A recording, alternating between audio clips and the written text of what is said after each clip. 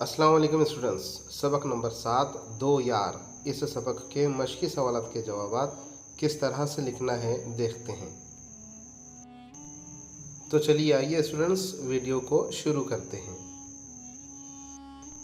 मश्क में पहला सवाल है, सोचिए और बताइए। इसमें पहला सवाल है, नज़्म के शायर का नाम बताइए।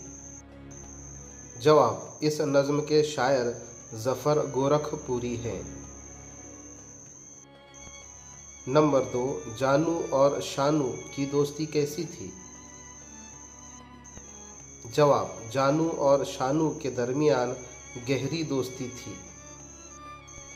नंबर 3, गुस्से में जानू और शानू के चेहरे का रंग कैसा हो गया? जवाब, गुस्से में दोनों के चेहरे लाल हो गए थे। चौथा सवाल, जानू और शानू के करीब क्या चीज़ आकर गिरी? जवाब, दोनों के नज़दीक एक हरी गेंद आकर गिरी। सवाल नंबर 5, अय्यूब और बलराज के बारे में शायर ने क्या कहा है? जवाब, शायर ने कहा कि अय्यूब मैदान में दौड़ रहा होगा और बलराज कूद रहा होगा। नंबर 6, जानू और शानू डंडा फेंककर किस तरफ भागे?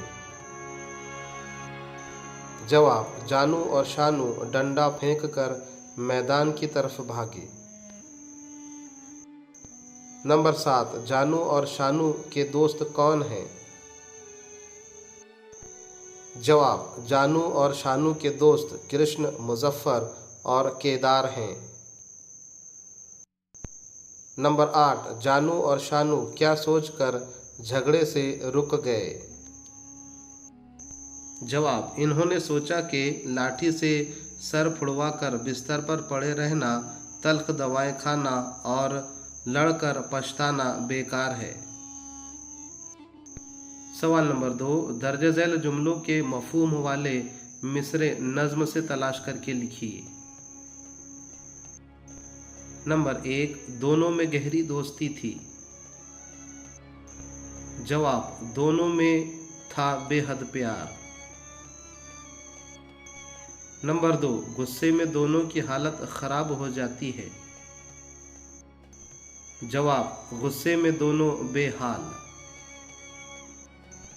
नंबर 3, दोनों को खेलना बहुत पसंद था। जवाब, खेल था दोनों को महबूब। नंबर 4, लड़कर पछताना ठीक नहीं है। जवाब, लड़कर फिर पछताए कौन। सवाल नंबर 3, लड़ाई खत्म करने के लिए कौन सा तरीका इस्तेमाल किया जा सकता है? जवाब, लड़ाई खत्म करने के लिए गुस्से को छोड़कर सुलह कर लेना, आपस में बातचीत करना, एक दूसरे की गलती को माफ़ करना और लड़ाई के बुरे नताइज के बारे में सोचना चाहिए। सवाल नंबर 4, वसत मेरे बयान की। इसमें पहला सवाल है, इस नज़्म से हमें क्या सबक मिलता है? जवाब, इस नज़्म से हमें ये सबक मिलता है कि आपस में झगड़ा करना अच्छी बात नहीं है। लड़ाई से नुकसान और तकलीफ़ होती है, जबकि दोस्ती और आपसी मोहब्बत ही असल खुशी है। नंबर 2, अच्छे दोस्त में कौन सी खूबियाँ होनी चाहिए?